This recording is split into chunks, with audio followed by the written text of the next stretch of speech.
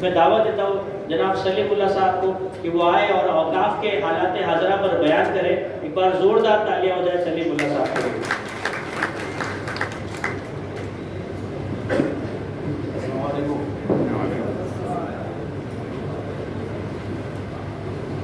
16 September 2018 पहिली महाराष्ट्र वक्फ Maharashtra minority AGM forum की conference हुई। उस दिन जो लोग थे उसमें से 2 या 3 लोग नजर आ रहे मुझे आज। बहुत है। इस वक्त को कैसे बयान करूं ये मुझे समझ में नहीं आ रहा। वो कॉन्फ्रेंस हो गई थी पुणे के अंदर, 2 दिन के अंदर डिसीजन लेकर एक कॉन्फ्रेंस हुई थी। उस वक्त भी मजमा इतना ही था और आज भी मजमा उतना ही। हमें इस पे फिक्र करना पड़ेगी। 4 साल 3 महीना 2 दिन आज का दिन है, तो वो मजमा जितना था आज भी उतना है। तो हमारे में क्या कमी है, या हमारे सोच में कमी है, या हमारे इरादे पक्के नहीं है। पुराने लोग कहाँ चले गए, नए लोग आ गए और नए लोग आते रहेंगे, इससे तो काम हमारा बनेगा नहीं।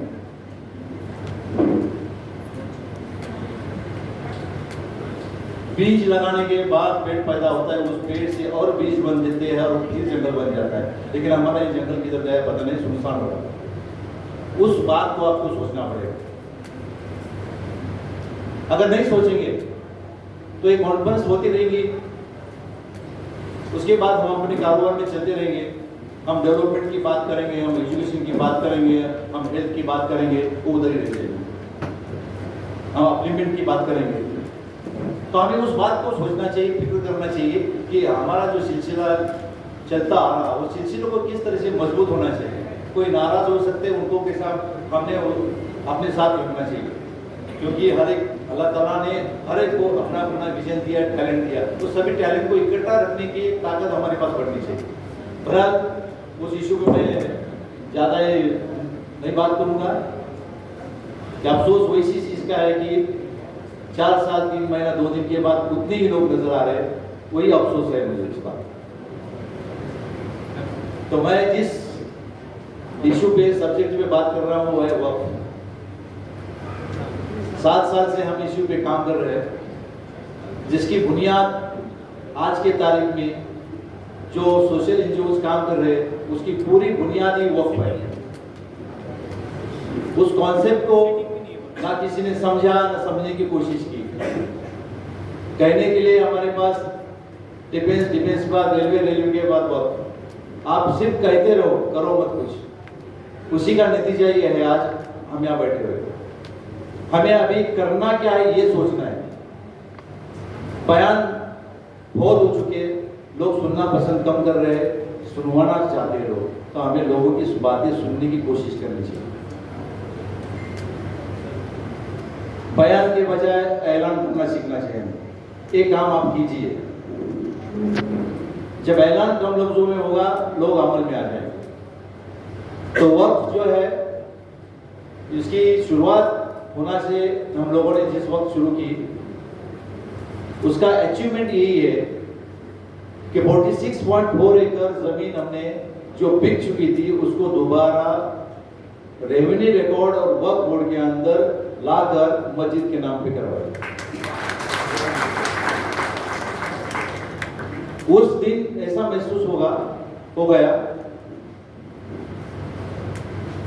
अगर आपकी नीयत साफ है, आपके इरादे पक्के हैं, तो आपको कोई नहीं रोक सकता। और हमारे पास जो नेगेटिविटी है पैदा हुई, कोई काम करने से पहले शुरू हो जाते कि होगा नहीं, कैसे होगा, हुकूमत साथ नहीं दे रही, हमारी हुकूमत कभी बनेगी नहीं, तो हम काम कैसा करेंगे। सबसे पहले ये नेगेटिविटी आपको निकालना पड़ेगी। हमेशा पॉजिटिव सोच रखकर अगर आप चलेंगे तो ही आप कामयाब होंगे। वक्त का सिलसिला जब शुरू हुआ, कोई ऐसी चीज नहीं कि आज शुरू हुआ है, 10 साल 100 साल पहले शुरू हुआ। सिलसिला इस्लाम में जब से आया तब से शुरू हुआ। उतना डीप नहीं जाना चाहता मैं। वक्त इनडायरेक्टली चैरिटी है। और सिर्फ हिंदुस्तान में या इंडिया में नहीं है, पूरे दुनिया में वक्फ कॉन्सेप्ट चलते थे। वक्फ कॉन्सेप्ट को अगर किसी ने खत्म करने की कोशिश की थी, कॉलोनी की, फ्रेंच है, ब्रिटिश है, इन लोगों ने शुरुआत सबसे पहले अटैक किया तो वक्फ के कॉन्सेप्ट पे अटैक किया, क्योंकि इसके पहले जब भी 1923 से पहले जितने भी दुनिया में इदारे चलते थे वक्फ के बेस पे चलते थे।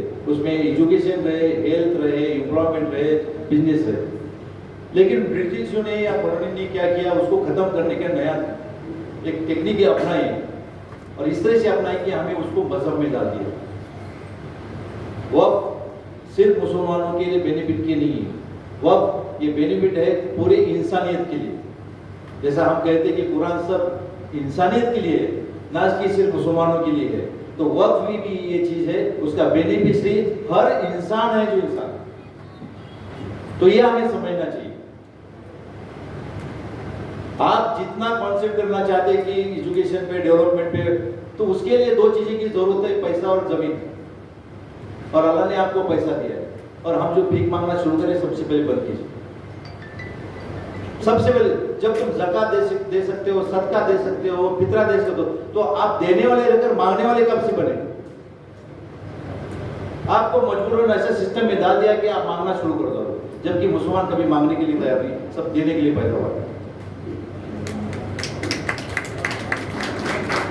ये पॉजिटिव एनर्जी आपके पास आनी चाहिए।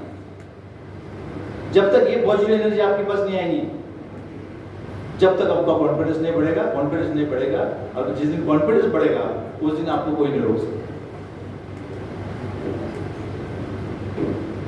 तो वक्फ इश्यू पे जिस तरह से बात होनी चाहिए, उस इश्यू को लेके आम इंसान में अवेयरनेस नहीं है, क्योंकि उनको पता नहीं कि वक्फ का बेनिफिशियरी कौन है। वक्फ का बेनिफिशियरी सब है, जरूरतमंद है, यतीम है, बेवा है, तो ये बेनिफिशियरी को ही पता नहीं है। और जो आज के हालात में जो वक्फ के ट्रस्टीज है, माफ करना मैं डायरेक्ट बोलने वाला इंसान हूं, मुझे किसी के बदलने की जरूरत नहीं है, 5 से 10% ये ट्रस्टी अपने ट्रस्टीशिप का इस्तेमाल करते हैं, बाकी सब लोग इनलीगल एक्टिविटीज में बिजी है। इमाम के पीछे नमाज जरूर पढ़ेंगे, लेकिन इमाम को क्या करना है बताने का काम ट्रस्टी करेंगे। इमाम को क्या जरूरत है, 8, 10, 15 हजार में इमाम की फैमिली जी सकती है क्या, उसकी फिक्र नहीं करेंगे। अगर इमाम कुछ बोलता है तो उसको फौरन निकाल देंगे, लेकिन नमाज उनके पीछे पड़ेगी। अफसोस की बात है, इमाम साहब जब मस्जिद में रहेंगे तो 24 घंटा मस्जिद में कब रहेंगे, जब उनके खर्चे का, उनकी जिंदगी का पूरा बोझ हम अपने सर पे लेंगे, जब उधर रहेंगे। नमाज होते पहले इमाम साहब बाहर निकल जाते हैं, उसका कभी सोचा नहीं किसी ने। वो सोचना पड़ेगा आपको, क्यों बाहर जा रहे। जब उलमा बने तो उलमा का काम है कि लोगों को दीनी तालीम देना। उनके पास वक्त इसलिए नहीं है क्योंकि हमने उनकी जरूरत पूरी नहीं की, तो उनका वो इल्म अपना कैसा दे सकते अपने जमात को।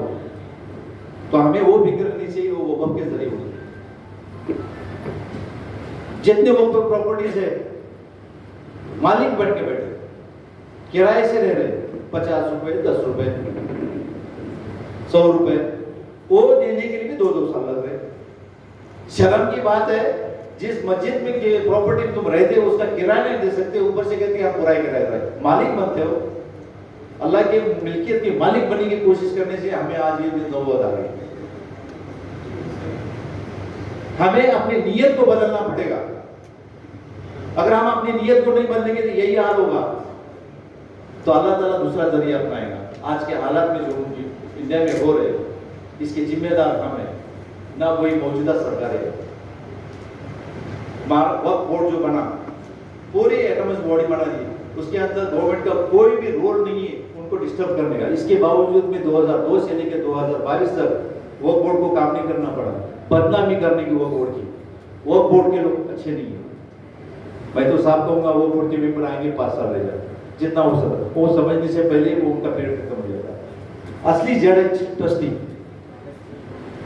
10 ट्रस्टी रहेंगे, आपस में लड़ेंगे, कागजों का ढेर बनाएंगे, कोर्टों में जाएंगे, बोर्ड में जाएंगे, डिसीजन कौन लेगा? हर डिसीजन हमारे मोहल्ले का अपने मस्जिद में होना चाहिए। हमारी मुश्किलें हल होनी चाहिए तो मस्जिद से होना चाहिए। किसी का अच्छा है उसी भी डिस्कशन मस्जिद में, किसी को दर्द है उसका हल भी मस्जिद में होना चाहिए, उसको तकलीफ है उसके लिए ये वक्फ है। और हमारी मस्जिद हमारे मोहल्ले की पार्लियामेंट बननी चाहिए कि डिसीजन हुआ चाहिए, ना कि हमारे डिसीजन के लिए हम अदालत में जाए। ये जज्बा अपने ये नीयत रख के अपने ट्रस्टियों को काम करना पड़ेगा। आज के तारीख में महाराष्ट्र वक्फ बोर्ड में तकरीबन 18 साल के बाद 22 साल के बाद एक अच्छा वो बोर्ड बना है।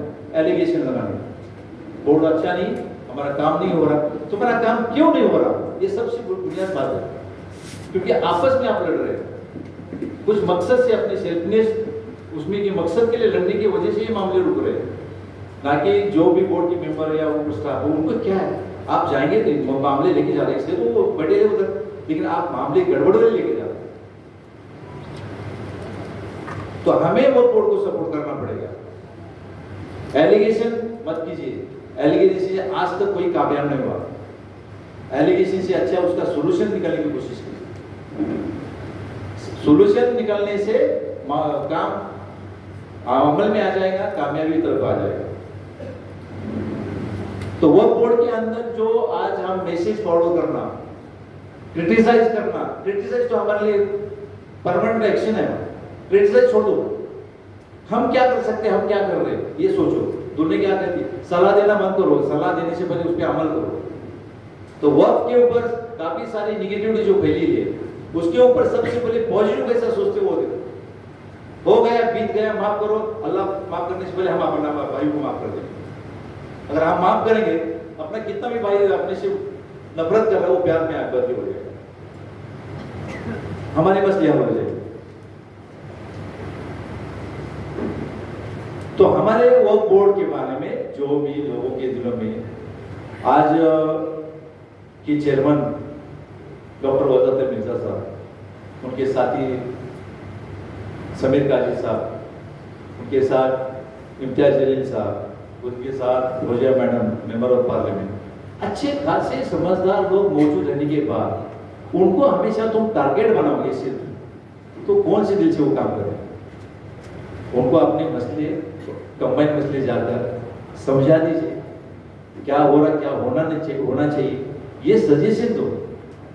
उनको भी पता नहीं ना इन चीजों का कि क्या होता है। जैसा हमने 7 साल पहले वक्त का वर्ड सुना था सिर्फ, लेकिन जानकारी जीरो थी, लेकिन ऐसा ऐसा समझ में आया कि क्या होना चाहिए। और वक्त वैसे ही एक बुनियाद है। अगर आप मौजूदा हालात में 25% अगर महाराष्ट्र में भी आपने काम किया तो यकीन मानो ना हमें माइनॉरिटी का फंड चाहिए, ना हमने किसी के सामने हम करें, हम महाराष्ट्र गवर्नमेंट को फंड दे देते। जीडीपी में मदद करने की कोशिश करेंगे। अगर जीडीपी बढ़ेगा गवर्नमेंट का तो हमारी भी तरक्की हो जाएगी। हम मांगना छोड़ो, हक मांगो, भीख मत मांगो। तारीख हमारी कितनी पुरानी है, कहने के लिए, सुनने के लिए, पढ़ने के लिए बनाई भी हम लोगों ने, लेकिन हम जो पैदा हुए तारीख पढ़ने के लिए नहीं, तारीख बनाने के लिए पैदा हुए। तो हमारे मुसलमान में टैलेंट की कमी नहीं है, ना जज्बे की कमी है, ना पढ़ाई की कमी है, ना स्किल की कमी है, फिर क्यों पीछे है? हमारे नेगेटिव सोच की वजह से पीछे है। क्योंकि हमारी तारीख क्या कहती है, हमने ये बनाया, हमारे पुरखों ने ये बना के रखा, 800 साल राज किया। ताजमहल बना सकते तो आज क्यों नहीं बना सकते? बना रहे। तुर्की के अंदर वॉलपेपर बन रहा, दुबई के अंदर वॉलपेपर बन रहा, इंडोनेशिया के अंदर वॉलपेपर बन रहा, मलेशिया के अंदर वॉलपेपर बन रहा, फिर इंडिया में क्यों नहीं बन रहा? वो वही हम मुसलमान है, ये सोच रहे किसी।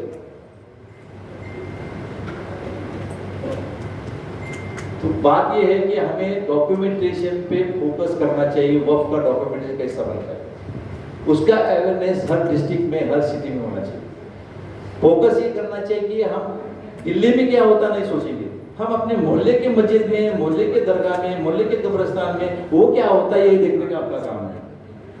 हम डिस्कस करेंगे दिल्ली की नहीं, अपने मोहल्ले की करो। उसमें सचमुच जरूरत है या जरूरत से ज्यादा कुछ आ रहा तो इस्तेमाल हो रहा नहीं हो रहा, क्योंकि आप सवाल नहीं करते। आप सवाल शुरू करो, जवाब मिलेगा। आप सवाल ही नहीं करेंगे तो जवाब कैसे मिलेगा। और हर प्रैक्टिकल मुस्लिम का एक राइट दिया हुआ है कानून ने कि आपको अपने मोहल्ले के हर मस्जिद को के बारे में जानकारी रख सकते, सवाल कर सकते।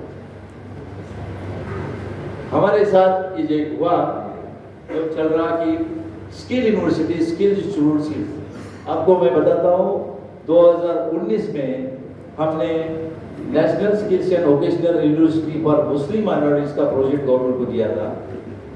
लोगों ने हमारा मजाक उड़ाया कि क्या हो सकता है, कैसा हो सकता है, होगा नहीं है। तो आप यकीन नहीं मानेंगे, इसके पहले के गवर्नमेंट ने उसको अप्रूवल दिया कि इंडिया की पहली national skills and vocational university for Muslim minorities, उस नाम को अप्रूवल देके 46.4 एकड़ जमीन, उसके बाद वो औरंगाबाद शिफ्ट हो गई। अब 15 दिन के बाद 100 करोड़ रुपीस परमानेंट ग्रांट आज भी मौजूद है मंत्रालय में उस यूनिवर्सिटी के लिए। ये कब हुआ? सिर्फ हमने अपना फोकस रखा, करते रहो, कामयाबी देना अल्लाह का काम है, हमारा नहीं, निगेटिव में जाना।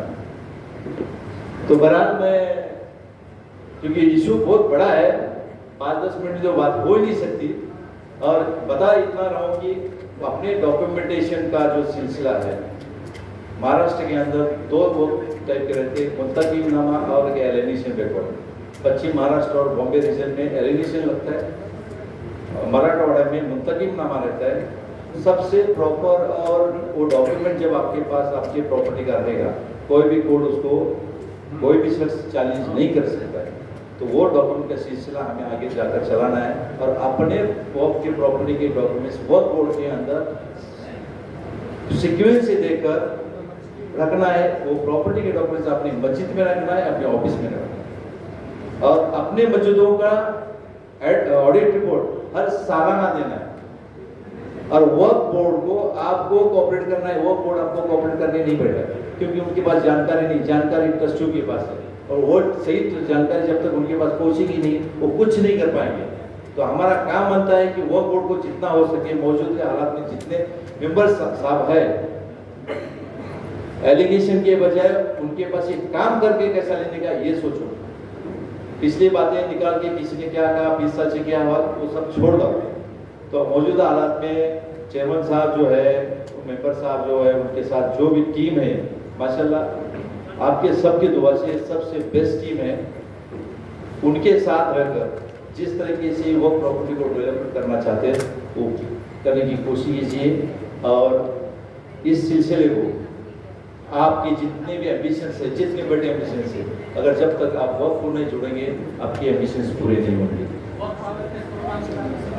और हम चाहते हैं महाराष्ट्र वर्क बोर्ड भी इसमें ले, अभी इनिशिएटिव ले रहे हैं। चेयरमैन साहब है डॉक्टर वज़ीर मिर्जा, समीर काजी, इन्होंने पूरा मन बना लिया है। पूरे महाराष्ट्र में हर डिस्ट्रिक्ट में वर्क अवेयरनेस प्रोग्राम करने का उन्होंने एक प्रोग्राम बना रहे हैं, और इसलिए हम सब मिलके उनको मुबारकबाद देना चाहिए, क्योंकि पहली टीम रहेगी। जिस दिन आपको वक्त की प्रॉपर्टी 1 इंच भी मिली, समझ लो आपने अपनी जंग जीत ली। तो वो काम मौजूदा वक्त बोर्ड की टीम करने जा रही है। उनके बारे में निगेटिव के बजाय पॉजिटिव में जाइए। निगेटिव सोचना, क्रिटिसाइज करना सब बंद कीजिए। आज से हम क्या करना चाहते हैं, वक्त बोर्ड को सपोर्ट कैसे कर सकते हैं, कीजिए। बहुत बहुत शुक्रिया सभी का, और इंशाल्लाह आपके ख्वाब अगर पूरे करने की उम्मीद है आप सभी को, तो अपने अपने मोहल्ले के, अपने अपने गांव के वक्फ के बारे में जानने की कोशिश कीजिए। जज़ाकल्लाह खैर।